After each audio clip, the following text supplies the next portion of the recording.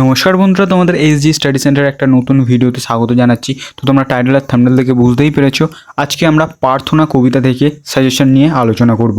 তাই যারা চ্যানেলে নতুন আছো চ্যানেলটাকে সাবস্ক্রাইব করে নাও আর ভিডিওটা পুরোটা দেখবে।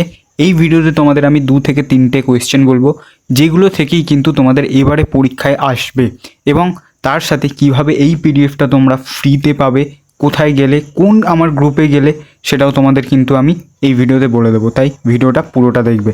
তার আগে তোমাদের একটা ছোট্ট কথা জানিয়ে রাখি, তোমরা যদি আগে থেকে যদি না এই টেক্সটটা পড়ে থাকো, অর্থাৎ এই কবিতাটা যদি না পড়ে থাকো এবং কবিতার যদি না লাইন বাই লাইন যদি মানে বুঝে থাকো, তাহলে আগে সেটা তুমি কমপ্লিট করো, তারপরে তুমি সাজেশন ফলো করো। কারণ তোমরা যদি না মানে বুঝে সাজেশন ফলো করো, তাহলে কিন্তু তোমরা পড়ে গেলেও পরীক্ষার হলে কিন্তু লিখে আসতে পারবে না। কারণ এই কবিতাটা কিন্তু তোমাদের খুব কঠিন একটা কবিতা, যেটা আমি মনে করি। কারণ এখানে যেসব শব্দবন্ধ ইউজ করা হয়েছে সেগুলো কিন্তু খুব একটা সাধারণ নয়। দেখো, তার আগে তোমাদের একটু আমি এর যে সারমর্ম কী আছে, এর যে মূল ভাব কী, ছোট্ট করে একটু তোমাদের বলে রাখি। এটা শুনলে আশা করি তোমরা সাজেশনটাও বুঝতে পারবে এবং তোমাদের পরীক্ষায় যে কোনো কোয়েশ্চেন আসলে সেটা থেকে তোমরা একটা ধারণা তৈরি করতে পারবে। দেখো, এখানে বলেছে, রবীন্দ্রনাথ ঠাকুরের প্রার্থনা কবিতায় কবি ভারতের বর্তমান অবস্থা নিয়ে গভীর উদ্বেগ প্রকাশ করেছেন। তার মতে, ভারতের প্রাচীন সরলতা ও মহত্ব আজ আর দেখা যায় না। নৈতিক অধঃপতনে জাতির মন ক্লান্ত ও বিষণ্ণ হয়ে পড়েছে। মানুষ সহজেই ভয় পায়, আত্মবিশ্বাস হারায় এবং জ্ঞান সংকীর্ণ চিন্তার মধ্যে আবদ্ধ রাখে।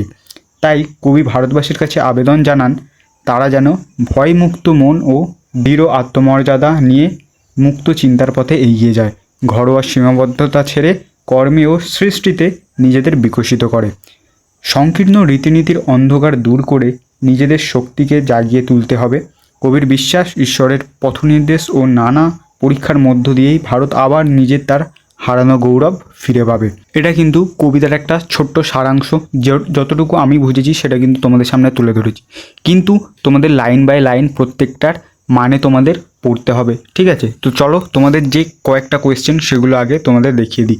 দেখো, আমাদের এখানে যে প্রথম যে কোয়েশ্চেনটা সেটা হলো, প্রার্থনা কবিতার মূল ভাব নিজের ভাষায় লেখো বা সারমর্ম নিজের ভাষায় লেখো।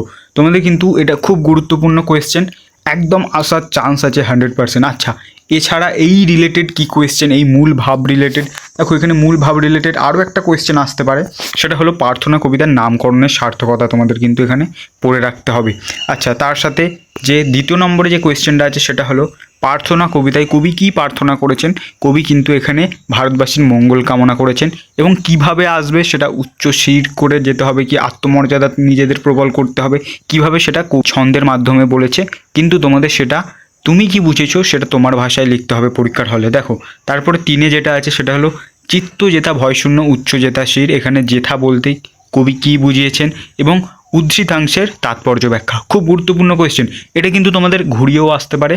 অর্থাৎ এই যে প্রথম যেটা আছে, চিত্ত জেতা ভয়শূন্য বলতে কবি কী বুঝিয়েছেন, উচ্চ জেতা শির বলতে কবি কী বুঝিয়েছেন, এটা কিন্তু ভেঙেও তোমাদের আসতে পারে, ঠিক আছে? তো তারপরে তোমাদের কি ইম্পর্ট্যান্ট আছে, 4 নম্বরে যেটা ইম্পর্ট্যান্ট আছে সেটা হলো, প্রার্থনা কবিতায় কবি কাকে, কেন সর্বকর্ম চিন্তার আনন্দের নেতা বলেছেন। এখানে কিন্তু পরমেশ্বরকে বলেছেন, কেন বলেছেন সেটা তোমাদের লিখতে হবে। এই 4টে কোয়েশ্চেন যদি তোমরা করো, আশা করি তোমাদের পরীক্ষায় যে কোনো টাইপের কোয়েশ্চেন আসলে তোমরা লিখে দেবে।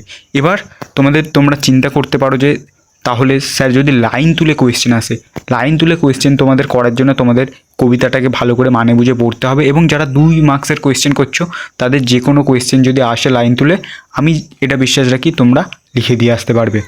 তো আগে তোমরা কবিতার টেক্সটটা পড়বে, তারপরে কিন্তু সেশনটা ফলো করবে।